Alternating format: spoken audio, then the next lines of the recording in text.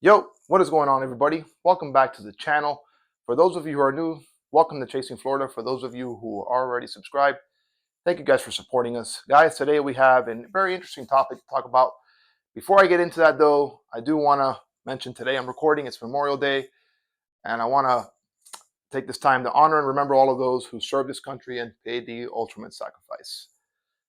Having said that, we're going to move into a little bit of a controversial, let's just say, opinion in the firearms space right now.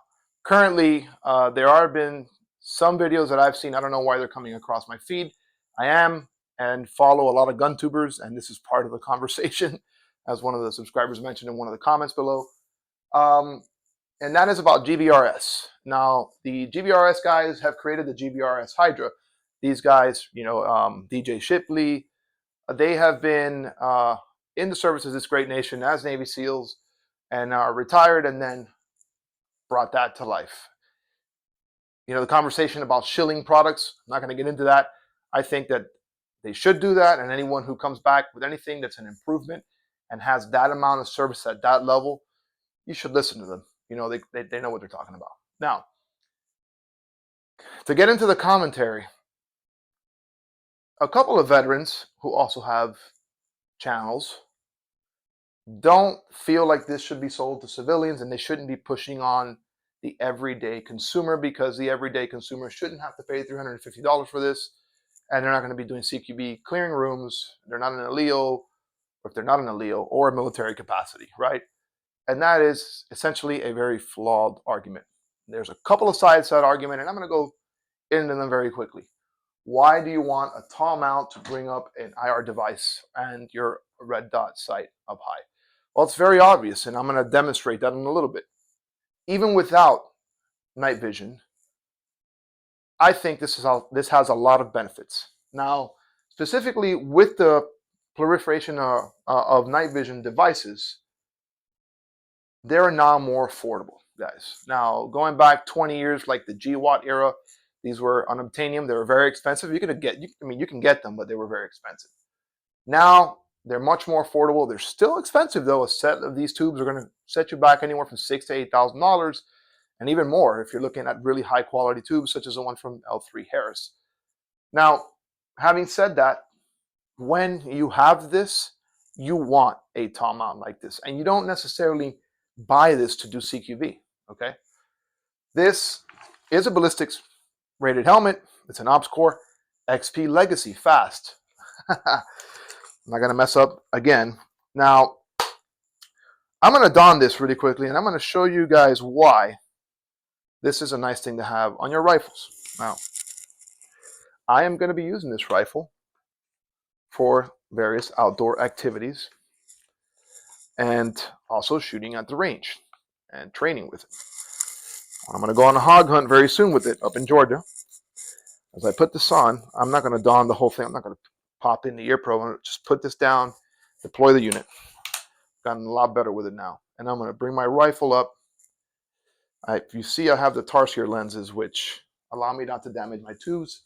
And it's also pretty good for some daytime training. And I'll be talking about that in a separate video. So here is, and I'm just going to do this a few times. You guys can go and check out the GBRS channel. They do obviously a much better job. But when I bring this rifle up from, let's say, here, right? I'm right here. I know that this is my indexing point. It's right on my chin. I have this riser right here, and that's where I'm indexing. Now, look at how well these tubes are aligned with this red dot.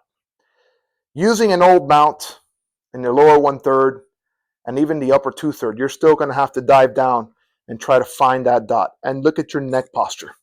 It's not good posture, not good ergonomics. This is a good posture here. I do not have to dip down. Also, this is obviously passively aiming through this, right? I'm passively aiming through it. But with the GBRS Hydra Mount and others, such as the one from Unity, the GBRS isn't the only one in the game. The PEC, or in my case, the D-ball, is now at a better center of gravity, lower back. Balances the rifle very well. It's almost like the counterweight that, by the way, I just installed on this helmet from Ops Core, where now I do not have so much on the front of the rifle, right? So this is lighter. When I run a can on this, it's much lighter. Before I would have the pec up here and the tape switch a little, kind of just a little bit further back from where it is. And it was very front heavy. With the mag in here, this is very nice. And when I'm, aiming from down here, if I'm using some sort of active aiming, whether that be IR or Viz, I can aim from down here and it's still much more comfortable. And up here, not to mention, it takes a lot of that strain off the shoulder. So I'm going to take this off and set this down for a minute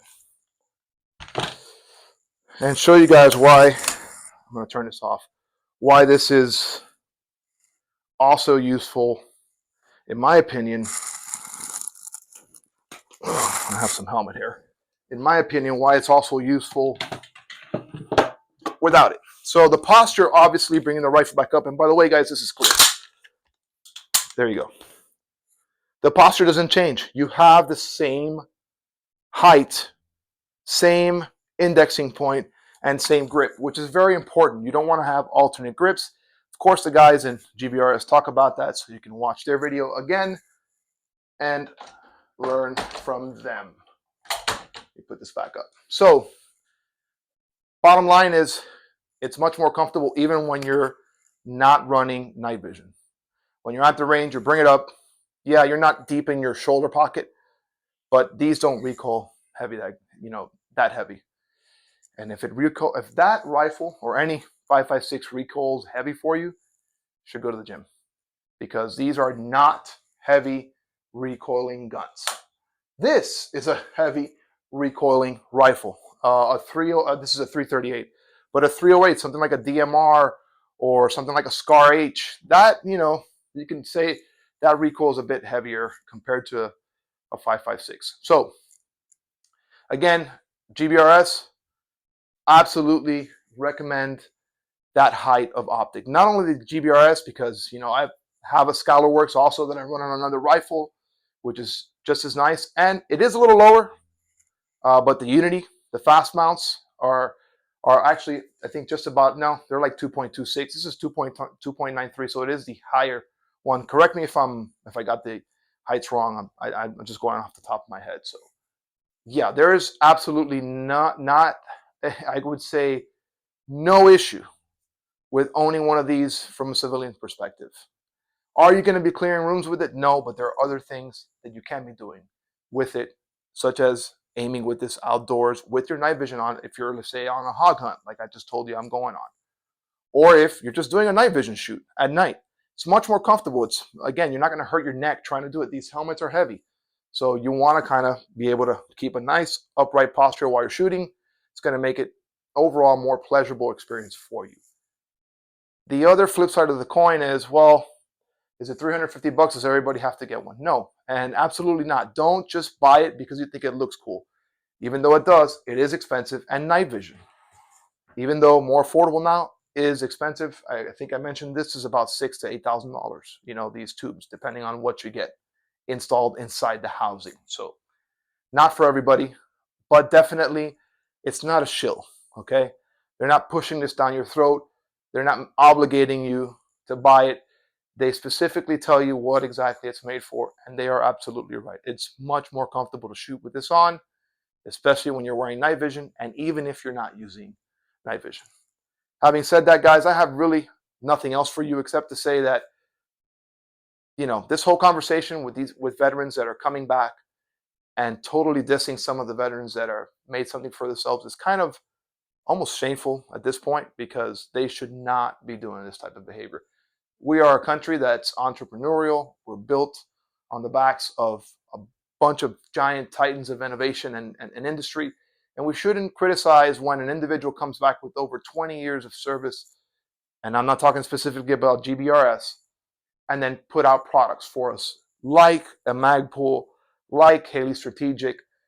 The list goes on. There's a lot of them. If you just look up the history of Magpul, that was founded by a veteran who came back from a war, from war, and created the original Magpul, which I have somewhere around here. So without them, we wouldn't have some of the products that we enjoy today and the liberties that we have to enjoy those things. Hence today's Memorial Day. And let me tell you, the other side of the coin works just as well. There's a lot of improvements that have been done to things that the military has used by civilians, I would say probably more, that have been pushed forward and set forth to the military, and they've used that and saved countless lives and actually helped them and given them a better chance at surviving war. So the same thing, I would say this is great for, shit hits the fan scenario. It definitely something that I would go to. I would definitely go to this rifle and obviously my rig if I had to go out at night. So guys, I got nothing else for you guys. I hope you guys enjoy your Memorial Day weekend. Love you all, and I'll see you in the next video.